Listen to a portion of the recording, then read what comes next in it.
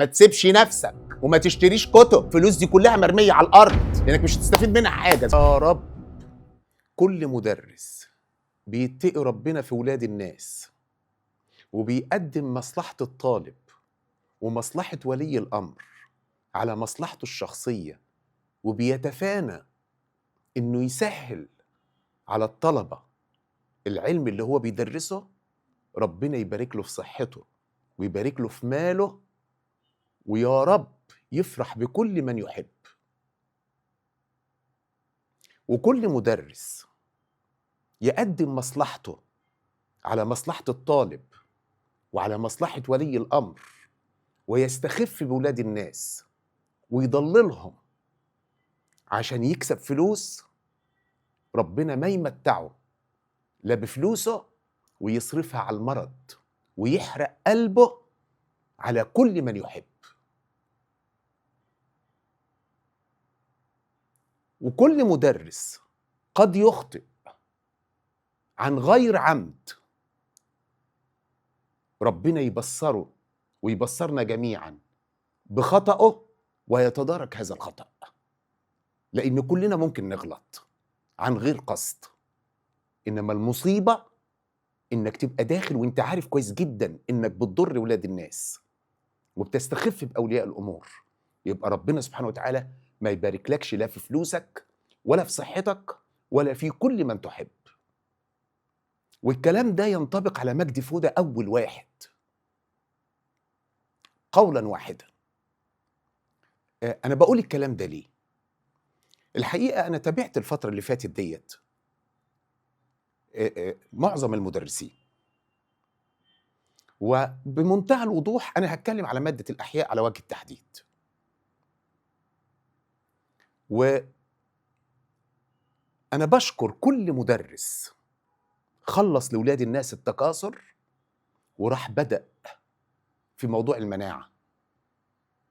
أنا بشكره لأن ده عنده ضمير وحاسس بخطورة الموضوع. أما السادة الأفاضل المدرسين اللي وقفوا وعملوا معسكر، فأنا زعلان منهم. بقول له يا ابني أنت غلط وظلمت ولاد الناس واستخفيت بيهم وضيعت وقتهم وبعت لهم كتب، وده كله ما كانش يصح. وسؤال بسيط أنا بسأله،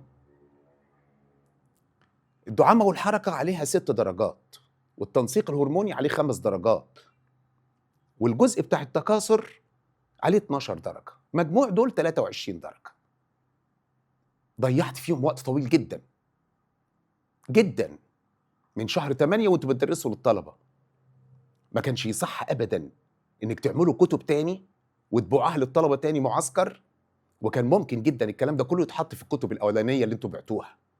يبقى انت ضللت ولاد الناس وخدت فلوس لا تستحقها. ده 1. 2، ضيعت أسبوعين عشان تعيدوا تاني الدعامة والحركة والتنسيق الهرموني والتكاثر اللي عليهم قد ايه بقى؟ عليهم 23 درجة. دلوقتي بقى بنقول الباكج، واخد بالك انت، الأكثر درجات. أدركت دلوقتي إن الدي إن إيه والآر إن إيه عليه 16 درجة، والمناعة عليها 8، عليها 24 درجة. هل ده بقى يرضي ربنا؟ ها؟ نقول هنشرح تلتين، نقول لك مش تلتين، ده نص المنهج. تقول هو تلتين في التوزيعة بتاعتي، هتعملوا ايه بقى في التوزيعة؟ وثقوا فينا، احنا مؤسسة تعليمية وبندرس بقالنا 6 سنين وعملنا المعسكر 6 سنين.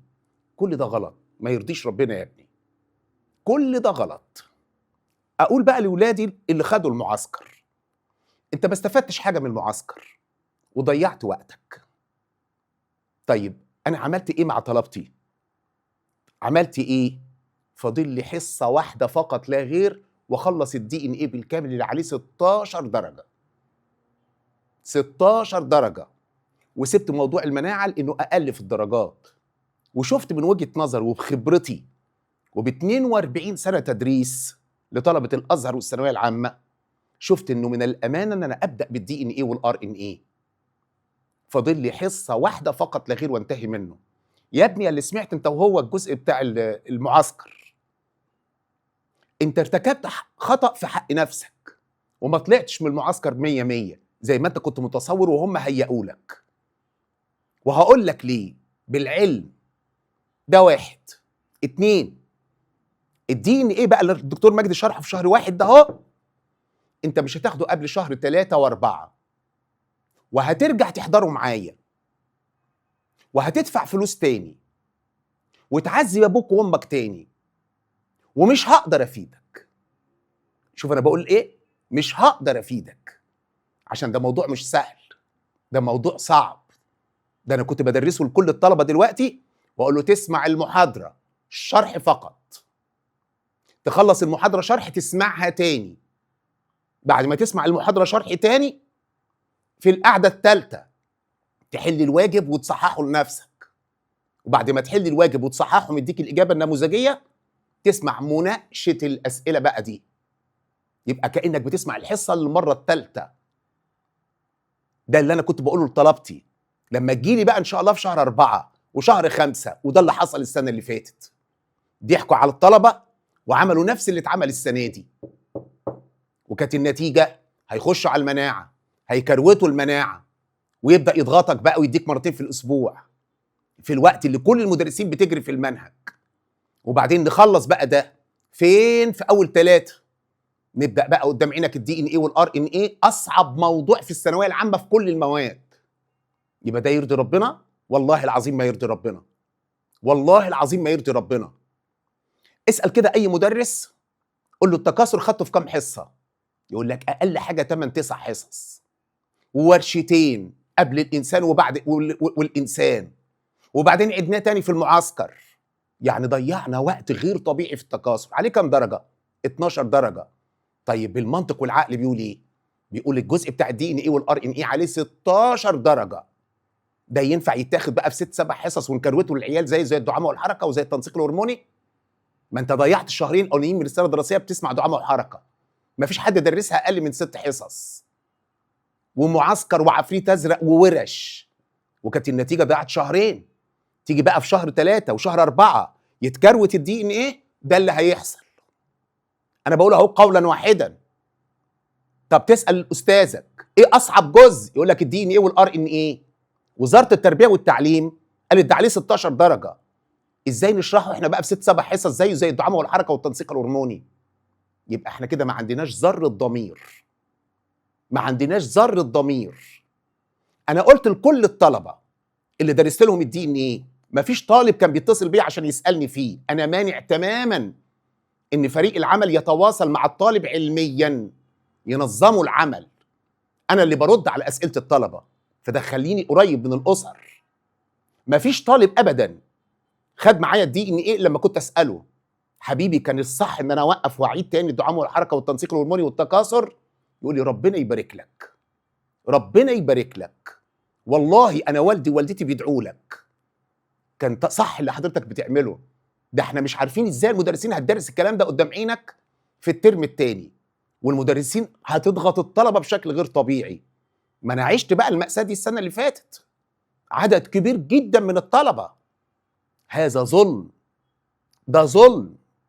طيب انا بقول حاجه بقى، لما قلت ان كل الكتب في مصر كاتبه الكلام ده غلط، مكتوب ترتيب الموضوعات غلط، وكل ده كتاب الوزاره، وكل الكتب الخارجيه مرتبه الموضوع غلط، وكل ملازم المدرسين مرتبه الموضوع غلط، يبقى حبيبي لسه هتدفع فلوس تاني في الكتب ويضحكوا عليك تاني بالمسطره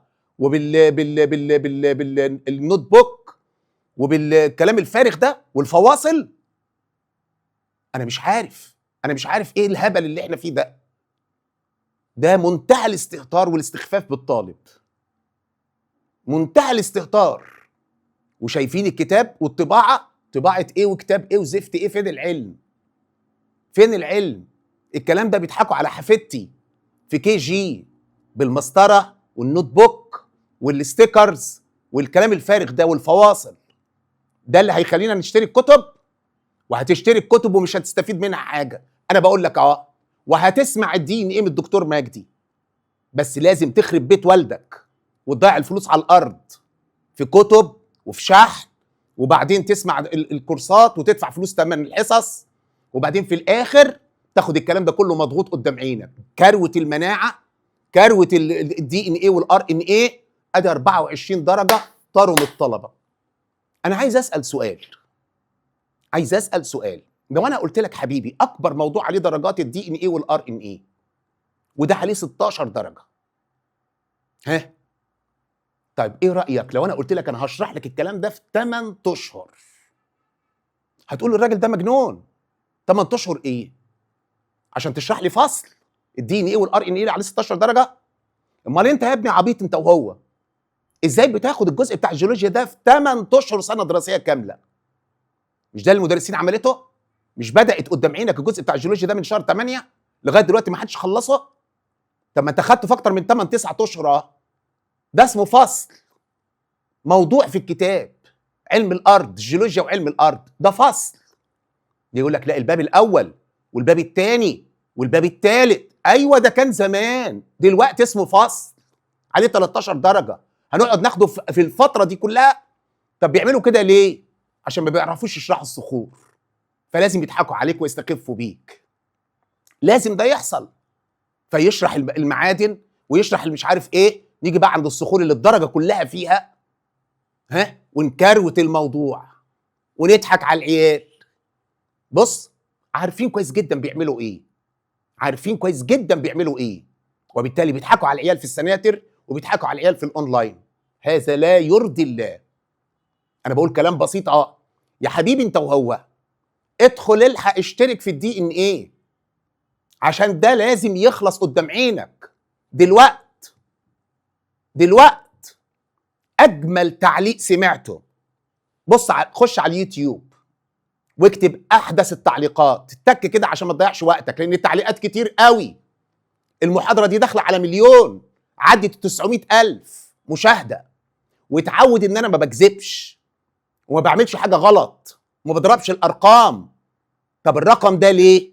عشان جالنا عدد كبير جدا من الطلبه لما جينا نبدا الدي ان ايه ده، وعمل ربكه لفريق العمل. فكانت النتيجه قلنا لهم تخشوا تحضروا قدام عينك كلكم، تسمعوا اول محاضره على اليوتيوب، بقى شايفها اكتر من 900,000 طالب مشاهدات، عشان طلبتنا دخلوا اتفرجوا على الكلام ده. وكنت بقول له تسمع المحاضره مره، لان انا منظم المحاضره كده، جزء شرح، اقول له تسمع الشرح من 2 لساعتين ونص، الشرح تسمعه مره ما تحلش، تسمعه تاني، وبعدين مديله واجب في نفس المحاضره تحل الواجب، ومديله اجابات الواجب يصححها لنفسه، وبعدين مناقشه اسئله الواجب. ودي قمه الفايده بقى، لاني بعيد شرح الدرس تاني من خلال الاسئله اللي هي متجمعه من كل الكتب ومن الامتحانات ومن نماذج الوزاره ومن الامتحانات الازهر، من كل المصادر. ها، نعمل ايه تاني؟ اجمل تعليق سمعته على المحاضره، معرفش اذا كان ده مدرس، وفي بعض المدرسين بتتواصل معايا وبتخش تسمع الكلام دوت ولهم كل التقدير والاحترام، ولا طالب انا معرفش، او طالبه الله اعلم، بس عجبني قوي وتوقفت عند التعليق ده. بيقول شرح ممتاز وتوقيت اكثر من رائع. انا بقول اللي كتب الكلام ده شكرا جزيلا، لانك فهمت انا بعمل ايه. شوف الدقه، شرح ممتاز وتوقيت اكثر من رائع. هو ده وقته. ما تجيليش بقى في شهر 4 وفي شهر 5، والله الذي لا اله الا هو الطلبه كانت بتبكي في السناتر وبتتصل بيا من كل محافظات مصر، انا بحلف بالله بتبكي بسبب الدي ان ايه ده، والله انا صادق. طب ليه بقى تبهدل الدنيا وتلخبط الدنيا وتخسر ال 16 درجه بتوعه؟ انا بقول قولا واحدا اهو، تلحق تتواصل مع فريق عملنا، ما تسيبش نفسك وما تشتريش كتب، فلوس دي كلها مرميه على الارض لانك مش هتستفيد منها حاجه. اذا كنت بقول لك كتاب الوزاره مترتب غلط وبقول لك كتب الخارجيه مترتبه غلط، يبقى الاستاذ ما هو هيرتب غلط زي الباقي برضه، وهيشرحه بنفس الترتيب ومش هتفهم حاجه، وهتيجي للدكتور مجدي. بس هتجيلي في وقت حرج بقى، لما تجيلي بقى في شهر 4 وفي شهر 5 والمدرسين كلها بتخلص المناهج وعماله تجري عشان يلحقوا المراجعات، هتعمل انت ايه؟ تستفيد مني ازاي بقى؟ يبقى انت بتلخبط الدنيا عشان ما ترجعش تعيط في الاخر. كتب بقول لك ما تشتريش، الحق دلوقتي اشترك في الكلام ده عشان ما عندكش وقت. طب انا عايز منك ايه؟ كل محاضره هديها قدام عينك تاخد منك 3 اعداد ب3 ايام. 3 ايام. النهارده تسمع الشرح فقط، تاني يوم تسمع الشرح تاني، تالت يوم تحل الواجب وتصلحه لنفسك، تشوف اخطائك ان شاء الله تجاوب كله غلط. المناقشه هتخليك 100 100. وقفت في حاجه بقى تطلب رقم تليفوني وتذاكر معايا. بقول كلام بسيط اهو، في اقل من شهر هتلم الكلام ده. طب المناعه هديها في اسبوعين.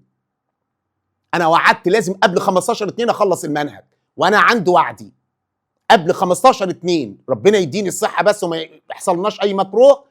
اللي وعدتكم بيه من اول السنه وانا بقول الكلام ده، بقول شهر رمضان جاي 18 17 لازم اخلص قبله، رحمه بالطالب المسكين ده اللي هيبقى صايم وحياته كلها هتتلخبط ونومه هيتلخبط. ما نجيش بقى نضغط عليه، يبقى ده ظلم. ده ظلم. فانا بقول لك اهو ما تسيبش نفسك بقى لما تبوظ المناعه وتبوظ دين ايه عشان عليهم 24 درجه، يبقى انت هتخسر الدرجات دي كلها.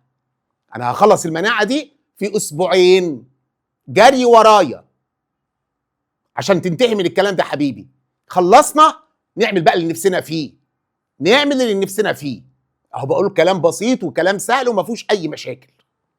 طيب خلصت من ده، اروح لجزئيه اخرى.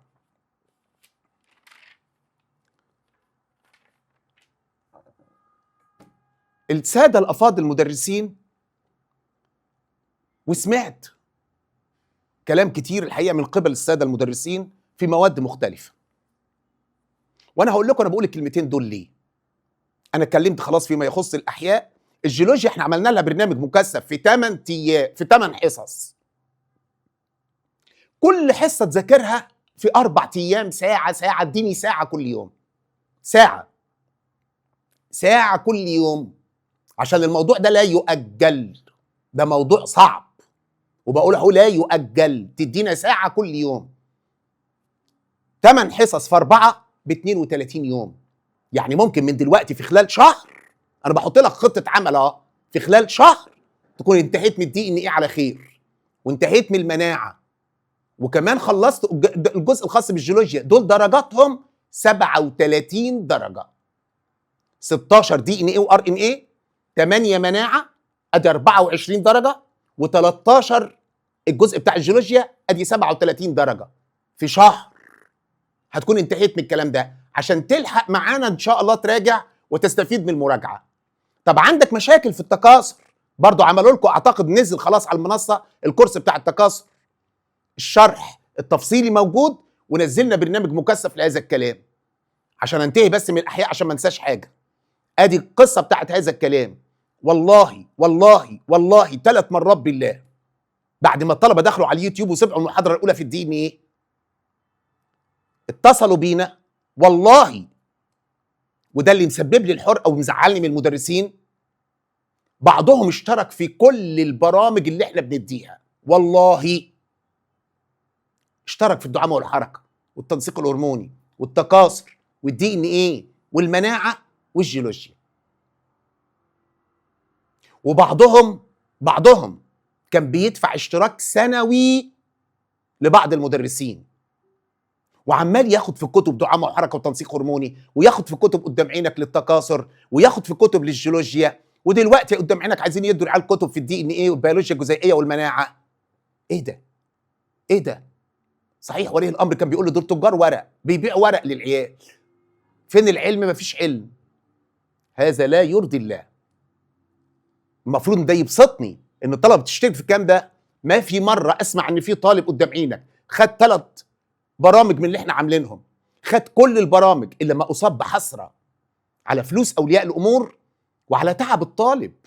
ما هو مش عارف يحل حاجه، وعمالين كل مره نضحك عليه ونعمل له الدنيا وردي والامور هتمشي 100 100 مستويات عليا. كله ايه الكلام الفارغ ده؟ نخلص لاولادنا المناهج. اسيب بقى القصه دي قدام عينك واتكلم في موضوع اخر، ومحدش يزعل من هذا الكلام، وهقول لكم انا بقوله ليه. مفيش حاجه اسمها تاخد حاجه مضغوطه مفيش الكلام ده. الله سبحانه وتعالى خلق الدنيا في 6 أيام، وكان قادر يخلقها كن فيكون. الله سبحانه وتعالى عمل فاصل بين الفجر والظهر، وبين الظهر والعصر، وبين العصر والمغرب، وبين المغرب والعشاء. ليه ما لزقهمش كلهم في بعض في ساعة؟ ليه؟ عشان ما ننساهوش، عشان نفضل على اتصال بيه. ده نظام. علموا أولادكم الصلاة ل7 واضربوهم عليها.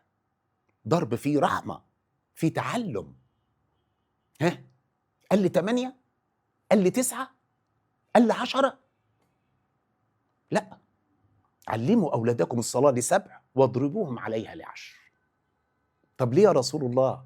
قال عشان تقول لابنك صلي كل يوم 5 مرات في 5 فروض، وتقعد تقول له 3 سنين فتتحفر في دماغه. في حد فينا بيمسك رغيف عيش يدخله في بقه كده قدام عينك وهو بياكل؟ ولا بناخد لقمة لقمة؟ ها؟ حد بياخد نفس يملى الرئتين ويخزن وما يتنفس، ولا نفس نفس؟ أنا بقول إيه صعب؟ التعلم ليه أصول. ما ينفعش تجيب لي طالب مش مذاكر أو حتى متوسط، وبعدين اللي خده في 5 شهور وشوية تيجي تقول لي أنا هديله ده في 2 أسبوع. إزاي؟ مش هيستفيد حاجة. ده في كل المواد. عشان كده لما طلعت قلت المعسكرات لا ترضي الله علميا ونفسيا وتربويا. طالب 5 شهور، 5 شهور ونص بيتكاسل، عايز تقنعني انه ده هيلم الاحياء ولا الكيمياء ولا الفيزياء في 2 أسبوع؟ ايه انهي منطق ده؟ ده بيتعمل ازاي؟ ثم احنا عملنا ايه للطالب الشاطر المحترم؟ عملنا له ايه؟ بنعاقبه؟ نعطله 3 أسابيع؟ نضيع منه معظم شهر واحد عشان نوقف ونعمل معسكر نعيد اللي فات؟ ده في كل المواد. هل ده يرضي ربنا؟ أنا بسأل. إحنا بنكافئ المستهتر الكسول وبنعاقب المحترم الملتزم اللي بناخد منه فلوس من شهر 8 أو من أول 9؟ طيب، ولما نيجي نعمل ده نحصر ولي الأمر والطالب اللي بيدفع لنا فلوس من شهر 8 أو أول 9 ونقول له هنعمل ده مجاني؟ ليه المكافأة دي يعني؟ بنعملها ليه؟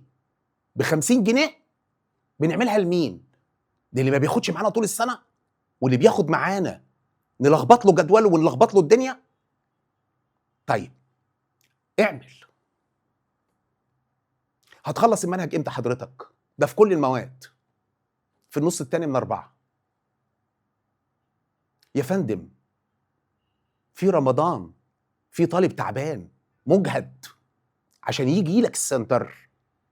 شوف انت هتديله الميعاد الساعة كام، وهتخش له الساعة كام، ونضيع الوقت فيما يسمى الامتحان، وهيخرج من عندك الساعة كام، هيروح بيته اليوم ضاع. اليوم ضاع. يبقى ده يرضي ربنا؟ نخلص للعيال بعد 15/4؟ تفرق كتير قوي انك تخلص في النص التاني من 4 غير النص الاولاني، وتفرق كتير قوي يوم 1/4 غير 31/3 نفسيا عند الطالب. انا خلصت. ده انا من اول السنه وانا بقول لطلبتي هخلص قبل رمضان 15/2، رمضان يجي 17/18 15/2، وبجري، لان هو ده الطبيعي. طالب معايا من شهر 8 اروح اخلصه المنهج في شهر 4؟ ألا واعمل له 5 6 حصص مراجعات؟ طب ما نخلص بدري شويه، وال5 6 حصص دول نخليهم 8، نخليهم 10، نخليهم 12. ايه اللي يمنع؟ ايه اللي يمنع؟ نفيد ولاد الناس ونراجع معاهم.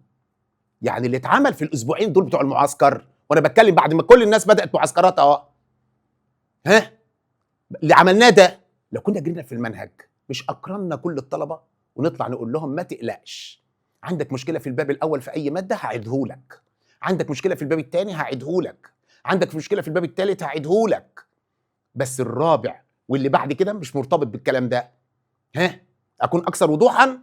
الكيمياء العضويه ملهاش علاقه بالمنهج كله، الباب الرابع في الفيزياء، والفيزياء الحديثه مالهاش علاقه بالاول والثاني والثالث. ما تقلقش حبيبي، نخلص لاولادنا. لكن انت ليك ترتيبك بقى، وعايز تمشي الاونلاين مع السنتر قدام عينك، تقوم تاذي العيال وفي رمضان. هذا لا يرضي الله، وده غلط يا فندم، مش صح. اعمل اللي انت عايزه، كله في رقبتك. اللي بيدرس ل10 حسابه يوم القيامه هيكون على 10، واللي بيدرس ل1000 ده وقعته بيضه، ده وقعته بيضه، ده وقعته بيضه. ربنا هيعمل فيه ايه؟ هيتحاسب على 1000. طب اللي بيدرس لاكتر وربنا يوسع رزق الناس كلها، ده حسابه تقيل قوي. لو انت فاهم صح الدنيا هتختلف خالص معاك. احنا دلوقتي فوق الارض، بكره بعد بكره ربنا يخليكم لاولادكم هنبقى تحت الارض، محدش هياخد حاجه معاه. وانا قلت وبقول تاني، شوفوا حل للقصه دي. ايه الاجازه دي؟ عايزين اجازه، عايزين اجازه. انا سمعت النهارده 4 مدرسين بيتكلموا في الكلام ده. العيل ده هو اللي هيحركنا؟ اجازه ايه؟ اجازه ايه؟ انت بتديله من السبت للسبت، خد الحصه السبت، ما عنده الحد ياخد اجازه، الاثنين ياخد اجازه، الثلاث ياخد اجازه. بتوقف ليه حضرتك؟ كام طالب بعد ما عملت معسكرات اتصل بيا، انا عايز مدرس، والله والله والله 3 مرات بالله. كل المواد اللي اتعملت فيها معسكرات طلب تتصل بيا عايزين حد يخلص لنا. انا طالبه ازهر وامتحاني بدري ومواد كتير، ليه الاستاذ بيظلمني؟ وليه بيخليها مجاني؟ وليه بيخليها ب50 جنيه؟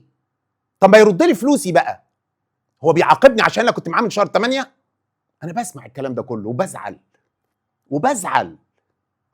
ده ما يرضيش ربنا، ما يرضيش ربنا. نكافئ المستهتر ونقول له تعالى وخد بالك انت، واللي معانا من اول السنه نظلمه ونأخره في المنهج، ونأخره. عشان ما اطولش بقى على حضراتكم، انا بقول الكلام ده ليه؟ انا بقول الكلام ده ليه؟ الورقه لو بتدي باب جديد شرح، ورقه ولزقتها في اخر كتاب المعسكر، ربنا هيحاسبك، لانك خدت فلوس ما تستحقهاش. ورقه، مش بقول بقى ورقه، ما يرضيش ربنا. حرام حرام. ما تخلي ده لوحده ده لوحده. انا مش عايز معسكر، كل ده انا بسمعه عشان انا قريب من الطلبه، عشان انا اللي برد على اسئله ولادي. ما فيش عندي اسيستنت بيرد على طالب. في العلم انا لا اثق الا في مجدي فوده، فقريب من الطلبه واولياء الامور. اقول لكم انا بقول الكلام ده ليه بقى؟ في مدرس انا بحبه وبحترمه، في شهر 5 السنه اللي فاتت ولية امري بتكلمني بتقول لي منه لله على كميه الورق اللي باعها لاولادي. وليه الحصص الطويله دي؟ هو اتفاجئ ان في شهر رمضان؟ وليه وقف وعمل معسكر وضيع وقت ولاد الناس؟ ما كان يخلص لنا بدري شويه. والله الذي لا اله الا هو انا بقول الكلام ده عشان كنت بسمع دعوات اولياء الامور على المدرسين وعلى اولادهم. فلو سمحتوا شوفوا حل للقصه دي. اللي لسه له 11 حصه في المنهج ويقول دي اجزاء بسيطه، ما تخلص يا سيدي. اللي عنده 12 حصه لسه في المنهج، 12 حصه ايه ورمضان جاي وفي عيد والعيد اللي بعديه، هذا مش صح. ومفيش معسكر انت عملته قدام عينك تقنعني ان انت بتعمل الكلام ده عشان تاخد بايد العيال. لا يا فندم، كنت خلص المنهج، كنت كثف دلوقتي ادي مرتين.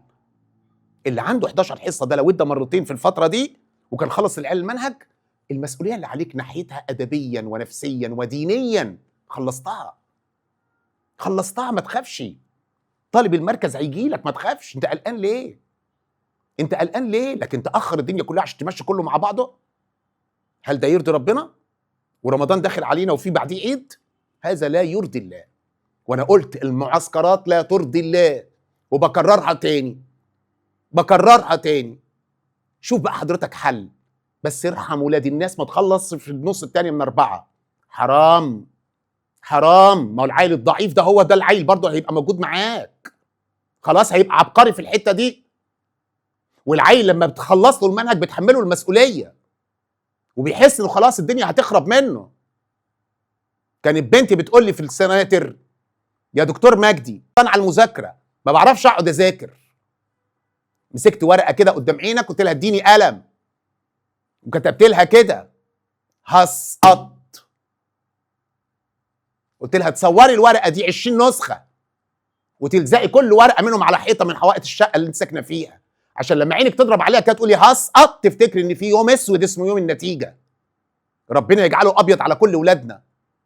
لكن المستهتر حطه قدام المسؤوليه، حطه قدام المسؤوليه، خلص له المنهج بسرعه، خليه يكتشف نفسه يا اخي، يكتشف نفسه. بقول لك مفيش طالب والله من ساعه ما بدات الدي ان ايه ده يتصل بيا لما اقول له ها كنت راجع اعمل معسكر واعيد الدعامه والحركه واعيد التنسيق الهرموني واعيد التكاثر، يقول لي ربنا يبارك لك، ربنا يبارك لك. كنا هنعرف ده ازاي ان المساله بالمنظر دي؟ والطلبه كاتبين في التعليقات على المحاضره اللي نازله انصحك ابدا الدي ان ايه بسرعه، طلبه كاتبه كده لانه حس بخطوره الموضوع.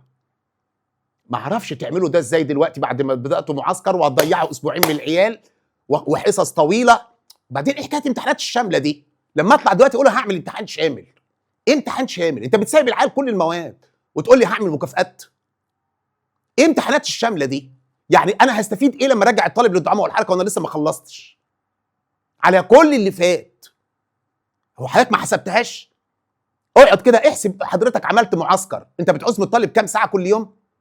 وبتاع الماده الثانيه بيعوز كام ساعه؟ احنا هنجنن العيال؟ كل ده مش صح، كل ده مش صح. نخلص الاول ومعانا وقت بقى. لما اخلص المنهج 15/2 هعمل ايه لغايه 6/6 لطلبه الازهر؟ هعمل ايه لغايه 20/6؟ ايه المشكله؟ طب طالب خلص انت خايف يسيبنا؟ مش هيسيبنا، ولو سابنا ما يسيبنا يا اخي. ايه المشكله؟ يشوف مصلحته، يعرف يعتمد على نفسه، يعتمد على نفسه. ايه المشكله؟ انا قلت بقى اللي جوايا، وقلت ايه الدافع اللي خلاني قلت الكلام ده؟ اني سمعت والله باذني دعوات اولياء الامور في شهر 4 وشهر 5 السنه اللي فاتت. ربنا يبصرنا بعيوبنا ويقوينا عليها ويجعلنا نفيد. اللهم اهدني واهدي بي واجعلني سببا لمن اهتدى. لكل طالب طالما انا ما متش ما تخافش من ماده الاحياء والجزء الخاص بالجيولوجيا. انا بقول اهو ما تخافش، عندك مشكله انا في ظهرك وهذاكر معاك وهخليك 100 محدش يحمل هم حاجه. بس الجزء يا حبيبي بتاع الدين ايه ده جزء صعب جدا وهيعمل لك مشكله كبيره جدا، وهتيجي وهتسمعه من مجدي فوت. انا بقول لك اهو هتيجي، بس لازم تيجي بقى في شهر 4 وانت مضغوط في كل المواد وما تلحقش تذاكر، وده ما يتذاكرش. ما تقوليش اعمل له اسبوع اقعد افرمه. تفرم ايه وتنيل ايه؟ تفرم ايه؟ بقول لك مكتوب غلط في كتاب الوزاره، مكتوب غلط في كل الكتب. السؤال موجود على الدرس الاول في الكتب قدام عينك، اجابته العيل مش هيعرف يحلها غير في الدرس الرابع. خلاص انت فتك، تلحق بسرعه تشترك في الكلام ده قدام عينك عشان تلحق تسمعه. وانا قلت لك تذاكر المحاضره ازاي؟ المحاضره فيها شرح، تسمع الشرح بس. تاني يوم تسمع الشرح تاني. تالت يوم احل الواجب واصلحه لنفسي واسمع المناقشه. غير كده ما ينفعش. ده ما يتاخدش يا حبيبي، واخد بالك؟ لان الموضوع مش سهل. انا بقول كلام بسيط اهو، ربنا يوفقكم وينجحكم. اقول بس كلمتين في الاخر بقى كده. افتكر ال5 حاجات اللي هيخلوك تنجو بنفسك في الدنيا وفي الاخره. اياك نعبد واياك نستعين. قرب من ربنا، كل حاجه حواليك بقت غلط. الشياطين والعفاريت والمدرسين حوالين منك من كل حته. بقول كلام بسيط اهو، ركز، قرب من ربنا، هو ده اللي هينجيك. اياك نعبد واياك نستعين. ابوك وامك تبوس راسهم وتبوس ايديهم، ولو انا منك ابوس رجليهم. والله ما هتنجح غير كده. ادي رقم 2، ووصينا الانسان بوالديه. رقم 3، اتقن شغلك. مفيش حاجه اسمها هذاكر التكاثر قدام عينك في حصه في قعده. مفيش حد بيعمل كده، محدش بيعمل كده. عندك مشكله في الاحياء والجزء الخاص بالجيولوجيا، تواصل معايا، كل حاجه ليها حل. نحط لك نظام ونحط لك خطه عمل بالراحه بس في وقت طويل، عشان الامتحانات ما بتجيش حفظ. المعسكرات دي كانت تنفع زمان في الامتحانات القديمه، لما كانت الامتحانات مقاليه تقعد تعلي لما ياتي، اكتب نبذه مختصره ما المقصود بيه. دلوقتي انت وانت داخل هتاخد المنهج اصلا، هتاخده. يبقى الامتحان اسمه اوبن بوك، افتح الكتاب. ده في العالم كله دلوقتي كده. يبقى حضرتك مطالب انك تعمل ايه؟ افهم مش احفظ. يبقى الثالثه خلاص، انا قلت 2 اياك نعبد واياك نستعين، ووصينا الانسان بوالديه ان الله يحب اذا عمل احدكم عملا ان يتقنه. رقم 3 يبقى عندك شويه صبر وهدوء، تصبر. وبشر الصابرين، بالراحه. عندك مشكله، كل حاجه لها حل، بالراحه وبهدوء. فاسالوا اهل الذكر ان كنتم لا تعلمون. انت عندك مشكله، تواصل معنا نحلها لك، بس بالراحه وبشويه صبر، مش ضغط ضغط ضغط في اسبوعين. اسبوعين ايه؟ ادي رقم 4. 5 الرضا. بعد ما تعمل دول هنرضى بقى باللي ربنا يعمله فينا. ربنا يرضيكم ويرضى عنكم ويرزقكم الرضا. ما حدش من الساده المدرسين يزعل من الكلمتين دول، وانا قلت لكم الدافع اللي خلاني قلت ده. والله انا صادق في كل حرف انا قلته، والله. بص انا قلت ايه، فانا صادق في كل حرف انا قلته. ربنا يبصرنا بعيوبنا ويقوينا عليها. اللهم اهدني واهدي بي واجعلني سببا لمن اهتدى. دي دعوتي دايما وابدا. ربنا يفرح ولادنا ويفرح ابائهم ويفرح امهاتهم ويفرحني بنجاحهم ان شاء الله. والسلام عليكم ورحمه الله وبركاته.